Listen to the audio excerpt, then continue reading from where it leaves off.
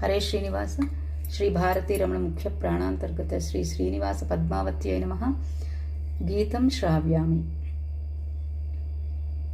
ನೀ ಪಿಡಿದರೆ ಸಹಸ್ರಾರ ಸುಜನ ಪಾಪಾಟವಿಗೆ ಸುಕೂಠಾರ, ಜಗದ್ವ್ಯಾಪಕನೆ ಎನ್ನ ಸಂಸಾರ, ಘೋರ ಕೂಪದಿಂದೆತ್ತಯ್ಯ ಧೀರ.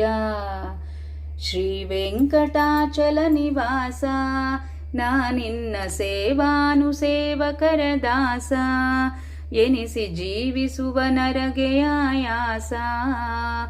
ಯಾಕೆ ಶ್ರೀವರನೆ ಕೊಡು ಎನಗೆ ಲೇಸ.